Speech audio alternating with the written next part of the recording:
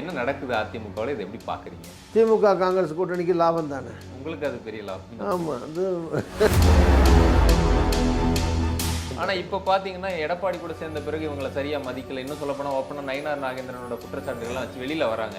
ஓபிஎஸும் வெளியில் வந்துட்டார். இப்போ டிடிவியும் நாங்கள் என்டிஏல இல்லைன்னு சொல்லி வெளியில். எல்லாரும் பிஜேபி கூட்டணியில் இருக்க வேண்டிய நிர்பந்தத்தில் பிஜேபி கூட்டணியில் இருந்தாங்க. அவர் என்ன சொல்கிறாரு, நான் வந்து இவரை எதிர்த்து தான், எடப்பாடி எதிர்த்து தான் நான் கட்சியே ஆரம்பித்தேன். எடப்பாடி எப்படி நான் முதலமைச்சராக ஏற்றுக்குவேன்னா, இப்போ நயினார் நாகேந்திரனை வந்து முதலமைச்சராக ஏற்றுக்குவாரா இல்லை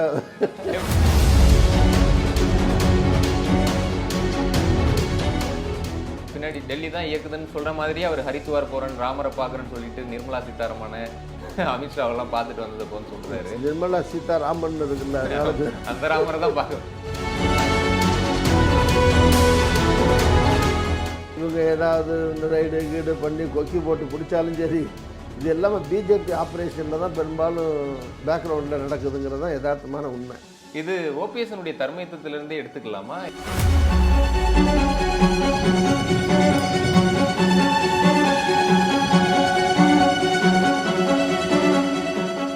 ஆச்சி ராயல் குலோப் ஜாமுன் பேக்ஸ், ஒன்று வாங்கினால் ஒன்று இலவசம். குமுதம் நேயர்களுக்கு வணக்கம். இன்று நமது சிறப்பு நேர்காணலுக்கு சிறப்பு விருந்தினராக தமிழகத்தின் மூத்த அரசியல்வாதியும் காங்கிரசின் திருநாவுக்கரசர் அவர்கள் நம்மோடு இணைந்துள்ளார். அவரை நிகழ்ச்சிக்கு வரவேற்போம். வணக்கம் சார். வணக்கம். எப்படி சார் இருக்கீங்க? நல்லா இருக்கீங்களா? நல்லா இருக்கும் சார். கடந்த முறை நிறைய விஷயங்களை பகிர்ந்துக்கிட்டீங்க. இப்போ ஒரு முக்கியமாக அதிமுகவில் ஒரு பெரிய பரபரப்பு போயிட்டு இருக்கு. அது நீங்கள் இன்னும் பேசினா பொருத்தமாக இருக்கும்னு நினைக்கிறோம். உங்களுடைய ஆரம்ப காலம், அவரும் 77லேருந்தே எம்எல்ஏவாக இருந்திருக்கிறார் செங்கோட்டையன் அவர்கள். அவர் இப்போது ஒரு 10 நாள் கெடுலாம் விதிச்சிருந்தார். அடுத்த 24 மணி நேரத்துக்குள்ளே அவருடைய பதவியெல்லாம் பறிச்சிருக்காங்க. நேற்றைக்கு ஹரித்துவார் போகிறன்ட்டு போனவர் இப்போ உள்துறை அமைச்சரையும் நிதியமைச்சரையும் பார்த்துட்டு வந்திருக்கேன்னு ஒரு பேட்டியில் சொல்லியிருக்காரு. என்ன நடக்குது அதிமுகவில், இதை எப்படி பார்க்குறீங்க?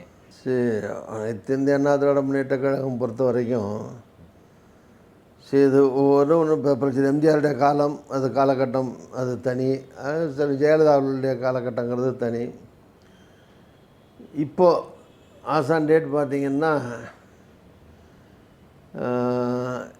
எது அதிமுக அப்படின்னீங்கன்னா அந்த அதிமுகங்கிற பேர், அந்த அதிமுக இருக்கிற ஆஃபீஸு, அந்த கொடி, அண்ணா படம் போட்ட கொடி, எல்லாத்தையும் தாண்டி ரெட்டலை சின்னம். இது யார்கிட்ட இருக்கோ அதான் அதிமுக. அது யார்கிட்ட இருந்தாலும் சரி, ராமசாமிகிட்ட இருந்தாலும் சரி, குப்புசாமிகிட்ட இருந்தாலும் சரி, பழனிசாமிகிட்ட இருந்தாலும் சரி, செங்கோட்டையிட்ட இருந்தாலும் சரி, ஓபிஎஸ்கிட்ட இருந்தாலும் சரி, யார்கிட்ட இருக்கோ அதுதான் கட்சியாக அந்த அதிமுக இருக்கிற தொண்டர்களால் கருதப்படும். அதிமுக ஆதரிக்கக்கூடிய மக்கள் யார் ஆதரிக்கிறாங்களோ அவங்களுக்கு வந்து ரெட்டலை எங்கே இருக்கோ அதான் கட்சின்னு நினைப்பாங்க. மற்றபடி இந்த மாதிரி பிரிஞ்சு போனவங்கலாம் அவங்களுக்கு வேண்டியவங்க, சொந்தக்காரங்களோ நண்பர்களோ வேண்டியவங்களோ அவங்களுக்கு தெரிஞ்ச ஆதரவாளர்களோ அங்கங்கே கொஞ்சம் இருப்பாங்க அவங்களோட. அதனால் இன்றைக்கி இருக்கிற சூழ்நிலையில்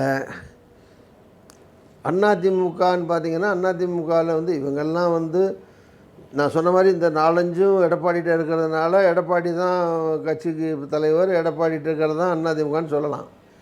ஆனால் இப்படி இந்த வெளியே இருக்கிறவங்கெல்லாம் ஒன்றுக்குமே ஆக மாட்டாங்க, இவங்களுக்கு ஒன்றுமே இல்லை, எல்லாம் ஜீரோன்னு சொல்ல முடியாது. அவங்கவுங்களுக்கும் ஒரு சக்தி இருக்கும் அங்கங்கே. ஸோ இப்போ உதாரணமாக வந்து ஓபிஎஸ் வந்து எம்பிக்கு நின்னார் ராம்நாட்டில். அவர் 2-3 தடவை செல்வி ஜெயலலிதா அவர்களாலேயே முதலமைச்சர் ஆக்கப்பட்டவர், இருந்தவர், கம்யூனலாக அவர் முக்குளத்தூர் சமுதாயத்தை சேர்ந்தவர். இந்த அடிப்படையில் அவர் சொந்த மாவட்டம் கூட கிடையாது. அது 2-3 ஜில்லா தாண்டி வந்து ராம்நாட்டில் இருந்தாலும் அப்போ அதிமுக கூட்டணியும் கிடையாது. ஸோ பிஜேபிக்கு 3 லட்சம் ஓட்டெலாம் அங்கே கிடையாது. ராமநாதபுரத்தில் அங்கே வந்து ஒரு 3-3.5 லட்சம் ஓட்டு வாங்கியிருக்கார் இல்லையா. அதே மாதிரி அப்போ ரெட்டலையில் என்ன அதிமுக வேட்பாளர் 1 லட்சம் தான் வாங்கியிருக்காரு. ஸோ இப்போ ஆளை பொறுத்து கொஞ்சம் இருக்குன்னு தானே அர்த்தம். அதே மாதிரி வந்து தினகரன் போன தடவை என்ன பண்ணார், அவர் ஒரு 10-30 இடத்துல ஆளை போட்டு அவரும் ஜெயிக்கல, அவருக்கு வேண்டிய ஆளுகளும் ஜெயிக்கல, அது வேறு விஷயம்.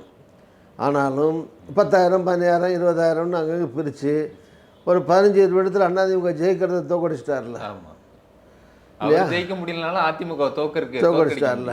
ஸோ இப்போ அதே மாதிரி செங்கோட்டையன் அவர் ஏரியாவில் ஒரு 10 இடத்துல ஏதாவது இவங்களோட சேர்ந்து ஒன்றா போட்டோ தனியாக போட்டோ ஏதோ ஒன்று பண்ணி அவர் 5000 10,000 20,000 அவர் வாங்கி அங்கே ஒரு 10 இடத்துல 15 இடத்துல அவர் டிஸ்டர்ப் பண்ணுறாருன்னு வச்சுங்க. இதெல்லாம் அதிமுக சேதாரம் தானே. அதனால் ஒரு நாட்டில் வந்து மத்தியில் வந்து இப்போ பிஜேபி ஆட்சியில் இருந்தாலும் காங்கிரஸ் வலுவான எதிர்கட்சியாக இருக்கணும்னு எப்படி சொல்கிறோமோ அது மாதிரி திமுக எங்களுடைய கூட்டணி கட்சி தான் பெரிய கட்சி, கரெக்டு. இருந்தாலும் ஒரு எதிர்கட்சியும் தேவை நாட்டில். தங்க விளக்காக இருந்தாலும் தூண்டுகோல் வேணும்பாங்க.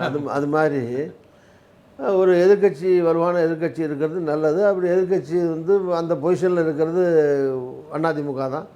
ஸோ அந்த அதிமுக பலவீனமாகிறது ஜனநாயக ரீதியாக நல்லதில்லை தான். ஒரு எதிர்கட்சியாக இருக்கணும். அது பலவீனம் ஆகிட்டுருக்குங்கிறத வருத்தம் தான்.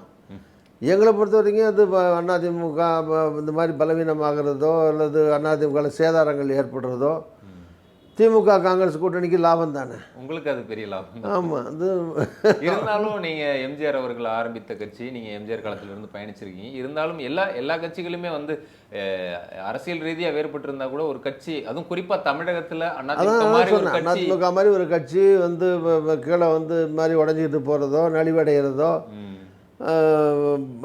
பலவீனமாகி கொண்டு போகிறதோ ஒரு அதிமுகவில் இருந்தவங்கிற முறையிலையும் ஒரு காலத்தில் அந்த கட்சியை வளர்த்தவங்கிற முறையிலையும் அந்த கட்சியால் வளர்ந்தவங்கிற முறையிலையும் அது வந்து வருத்தம் தரக்கூடியதான், சந்தோஷம் தரக்கூடியது இல்லை. ஆனால் பட் அதே நேரத்தில் எங்கள் கூட்டணி ஜெயிக்கணும், வெற்றி பெறணும், திமுக காங்கிரஸ் பலமான கூட்டணி வெற்றி பெறணுங்கிற அது வந்து கொள்கை ரீதியான நான் இருக்கிற கட்சி ரீதியான எங்களுடைய நிலைப்பாடு. அது வேறு விஷயம். அதுக்காக அதிமுக அழிஞ்சே போகணும்னு திமுக தலைவர் கூட சொல்ல மாட்டார். ஆமாம், எதிர்கட்சி இருக்குன்னு தான் சொல்லுவார் அவரும் கூட. ஆமாம், உங்களுக்கு இப்போ வந்து போட்டி எளிதாக இருக்குது அப்படின்னு சொல்லலாம்.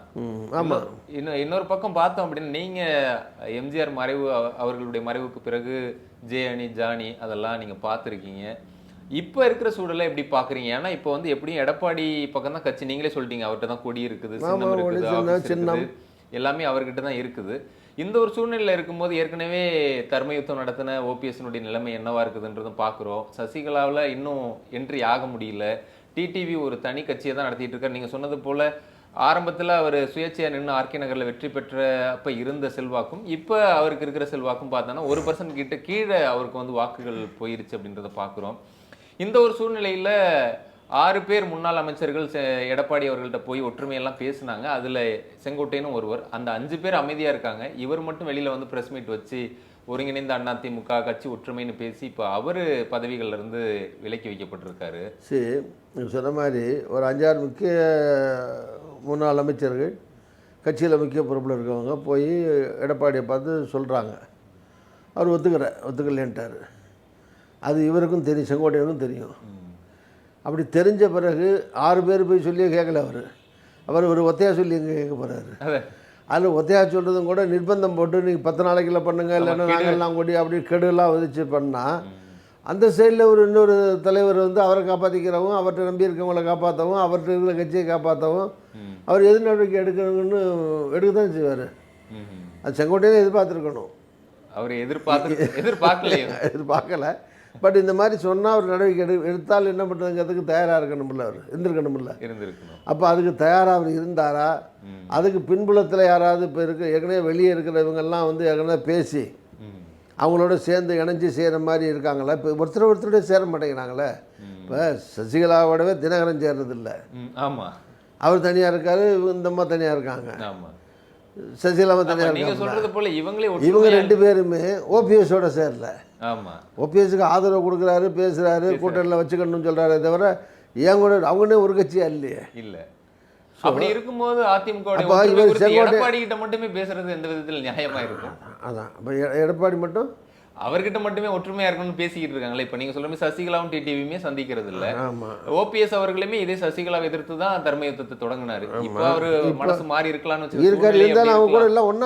ஒன்னா இல்ல அப்படிங்கிறது தான் பார்க்கல. ரகசியமா ஒருத்தர் பாத்துக்கிறாங்களோ இல்லையோ, வெளிப்படையா ஜனங்களுடைய பார்வையில வந்து இவங்க எல்லாம் ஒன்னா இல்ல. அதே மாதிரி அப்ப இவர் மட்டும் என்ன செய்ய முடியும்? செங்கோட்டையன் மட்டும் என்ன பண்ண முடியும்? அவர் அமமுகவில் வந்து தினகரனை தலைவராக ஏற்றுக்கிட்டு அந்த கட்சியில் போயிருப்பாரா? இல்லை தினகரன் அந்த கட்சி தொடங்கின கட்சியை செங்கோட்டையனை தலைமை இயக்க சொல்லிட்டு அதுக்கு கீழே அவர் இருக்க போகிறாரா? அப்போ ஓபிஎஸ்க்கு என்ன ரோலு? எல்லாரும் சேர்ந்து ஒரே கட்சியில் இருக்க போகிறாங்களா, இல்லை ஆளுக்கு ஒரு கட்சி வச்சுக்க போகிறாங்களா? இல்லை இதுதான் இப்போது கடந்த நாடாளுமன்ற தேர்தலில் என்டிஏவில் ஓபிஎஸும் டிடிவியும் இருந்தாங்க. நீங்கள் சொல்கிற மாதிரி பலாப்பழ சின்னத்தில் தோற்றால் கூட நிறைய வாக்குகள் வாங்கியிருந்தாரு. தினகரனும் தேனியில் நின்று அவருக்கு கணிசமான 2 லட்சம் ஓட்டு வாங்கியிருந்தாரு, நல்ல ஓட்டு வாங்கி. ஆனால் இப்போ பார்த்தீங்கன்னா எடப்பாடி கூட சேர்ந்த பிறகு இவங்களை சரியாக மதிக்கல. இன்னும் சொல்லப்போனால் ஓப்பனாக நயினார் நாகேந்திரனோட குற்றச்சாட்டுகள்லாம் வச்சு வெளியில் வராங்க. ஓபிஎஸும் வெளியில் வந்துட்டாரு, இப்போ டிடிவியும் நாங்கள் என்டிஏல இல்லைன்னு சொல்லி வெளியில். அப்போ தினகரன் வந்து சொல்கிறாரு, எல்லாரும் பிஜேபி கூட்டணியில் இருக்க வேண்டிய நிர்பந்தத்தில் பிஜேபி கூட்டணியில் இருந்தாங்க. அவர் என்ன சொல்கிறாரு, நான் வந்து இவரை எதிர்த்து எடப்பாடி எதிர்த்து தான் நான் கட்சியே ஆரம்பித்தேன். எடப்பாடி எப்படி நான் முதலமைச்சராக ஏற்றுக்குவேன்னா, இப்போ நயினார் நாகேந்திரனை வந்து முதலமைச்சராக ஏற்றுக்குவாரா, இல்லை எப்படி முடியாது அவர் நம்ம அண்ணாமலையை முதலமைச்சராக ஆக்கிறதுக்கு ஏற்றுக்குவாரா, இல்லை இவர் முதலமைச்சராக வரணுமா, இல்லை ஓபிஎஸ் முதலமைச்சர் ஆகிறதுக்கு அவர் எடப்பாடி ஒத்துக்குவாரா? நான் சொன்ன மாதிரி அந்த கட்சியில் பெரும்பகுதி அவர்கிட்ட இருக்குது, சின்ன அவர்கிட்ட இருக்குது. அவரோட தான் பிஜேபி கூட்டணியில் இருக்காங்க. தனித்தனியாக இருக்கிற இவங்க அந்த அணியில் அந்த கூட்டணியில் சேர்ந்துக்கிட்டு ஆளுக்கு ஒரு எம்பி வாங்கி நின்ன மாதிரி, 2 எம்பி வாங்கி நின்ன மாதிரி, ஆளுக்கு 5 எம்எல்ஏயோ 10 எம்எல்ஏயோ 8 எம்எல்ஏயோ 4 3 வாங்கி நிற்கலாம், 2 1 ஜெயிக்கலாம், அவ்வளோதானே முடியும். அப்போ அதில் வந்து பெருசாக இருக்கிற அந்த கட்சியில் இருக்கிற எடப்பாடியை வந்து நான் முதலமைச்சராக ஏற்றுக்கொள்ள மாட்டேன், அவர் எதிர்த்து நான் கட்சி நடத்துகிறேன்னு சொல்லி அந்த கூட்டணியில் எப்படி இருக்க முடியும்? அதை வெளியே வந்துட்டார். இப்போ வெளியே வந்து என்ன பண்ணுவார், இப்போ எல்லோரும் சேர்ந்து இவங்க எல்லாருமே ஒன்றா சேர்ந்தா கூட வேணா ஒரு விஜய்கிட்ட போய் விஜய் கட்சி வச்சுருக்காரு இல்லையா, அவர் பேசும்போது டிடிவி அதையும் சொல்கிறாரு, விஜய் கூட ஏன் போகக்கூடாது போகலாம், இல்லை வேறு வழியை போட்டு திமுகவுக்கு வர முடியும். திமுக காங்கிரஸ் கூட்டணிக்கு வர மாட்டாங்க. ஆமாம். ஸோ வர முடியாது. இங்கேயும் எல்லாருக்கும் இவங்களெல்லாம் சேர்த்துக்கிட்டு சீட்டு கொடுக்க முடியாது. எடப்பாடியும் சேர்த்துக்கிறது போல தெரியல. எடப்பாடியும் சேர்த்துக்கிற மாட்டேங்கிறாங்க. ஒரே வழி இவங்களெல்லாம் சேர்த்தாங்கன்னா அவர் காலி ஆகிடுவார். முதல்ல அவரை காப்பாற்றிக்கணும், இல்லை அவரை காப்பாற்றிக்கணும், அவர் வச்சிருக்க கட்சியை காப்பாற்றணும், அவர் நம்பி இருக்காளில் காப்பாற்றணும்.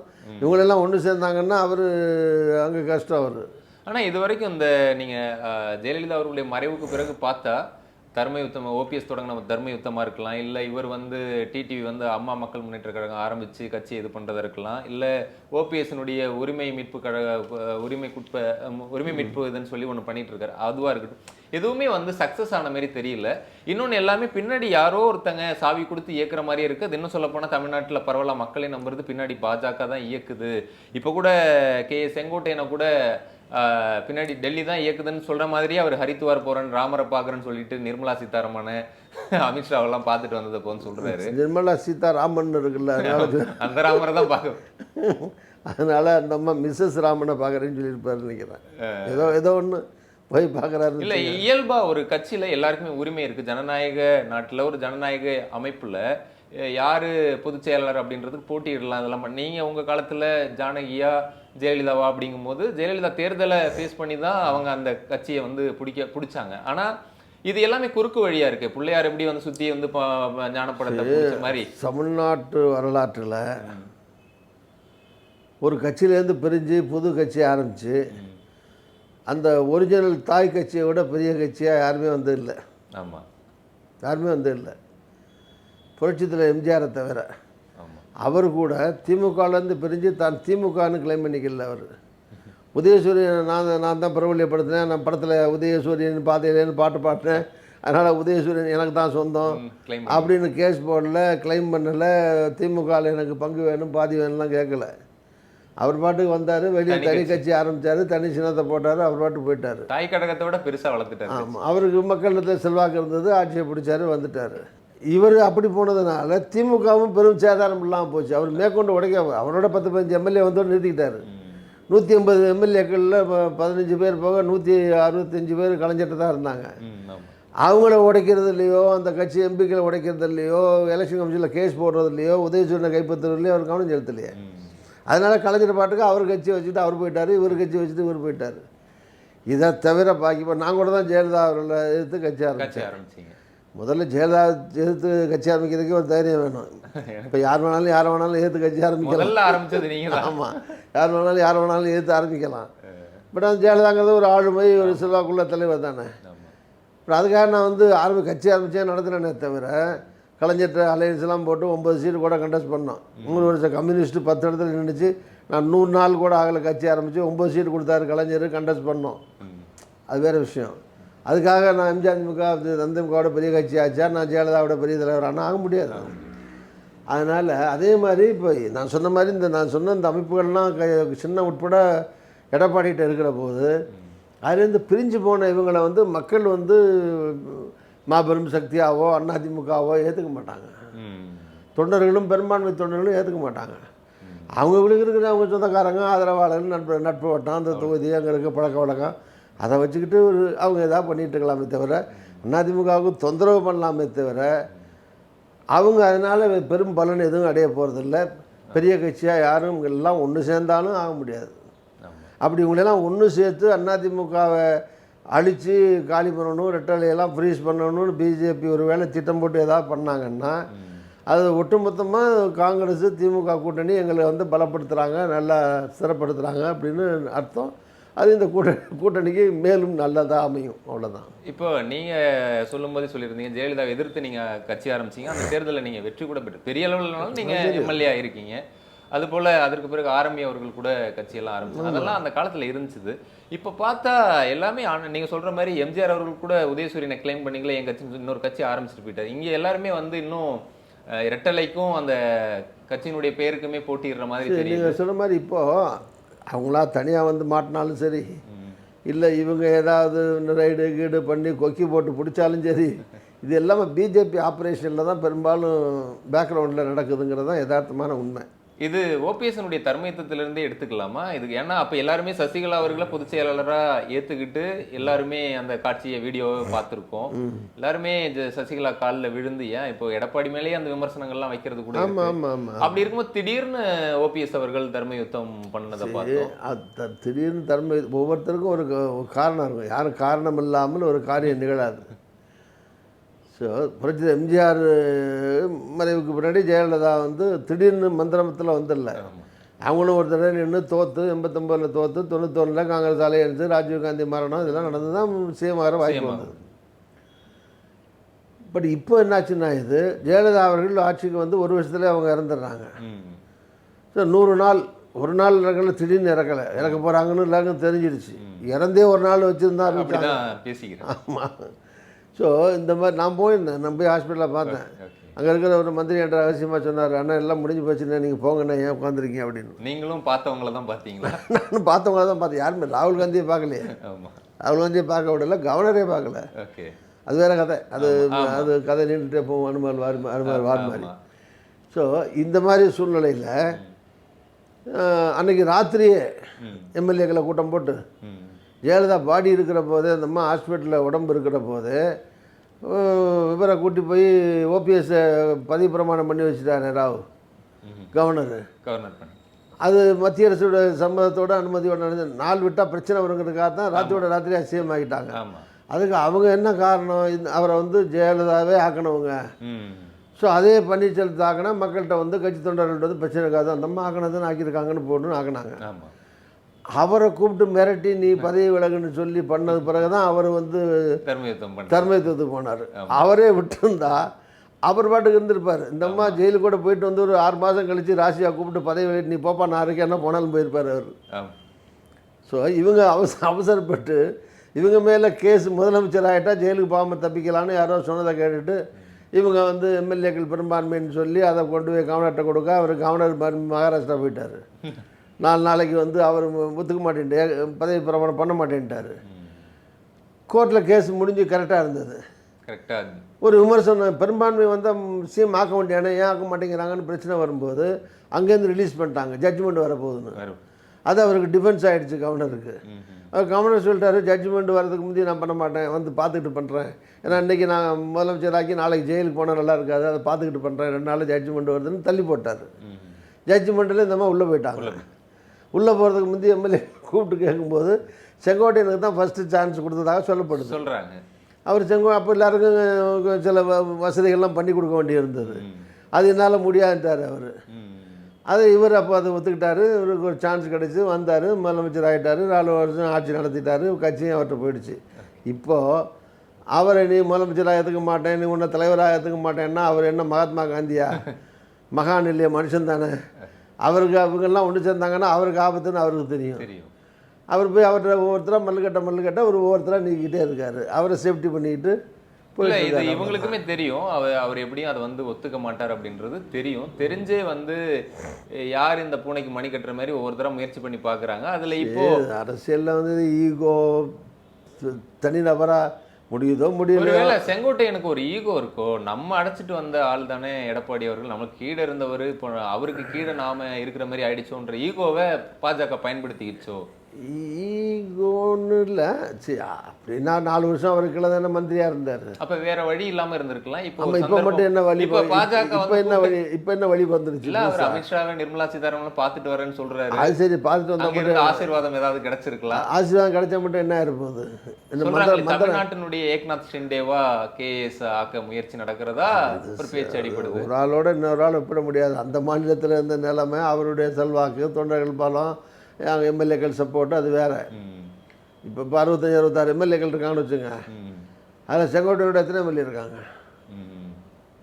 இப்போ அன்னைக்கு அவர் கூட பிரஸ் மீட்ல நான் கூட ஜெயலலிதாவுக்கு எனக்கு சண்டை வரும்போது நம்மளோட நான் 26 எம்எல்ஏ இருந்தாங்க. அதில் 8 எம்எல்ஏ கூட்டி வந்துட்டேன். 8 எம்எல்ஏ கூட வந்தாங்க. எம்பி 16 எம்பி இருந்தாங்க, ராஜ்யசபா எம்பி.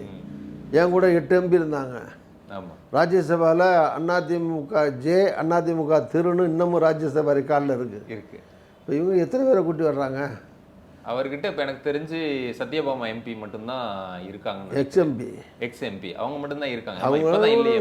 அவங்க இல்லை, 1-2 எம்எல்ஏ கூட இருக்கலாம். பட் அதை வச்சு என்ன இல்லை, அன்னைக்கு பிரஸ் மீட்ல இருந்தவங்களே இன்னைக்கு இபிஎஸ் சந்திக்கும் எனக்கு தெரியாம போயிட்டோம், அவர் என்ன பேச போறாருன்னு தெரியாம போயிட்டோம்னு சொல்லி போயிட்டாங்க. அப்படிங்கும் போது ரொம்ப வீக்கா இருக்க மாதிரி இருக்கு செங்கோட்டையனோட.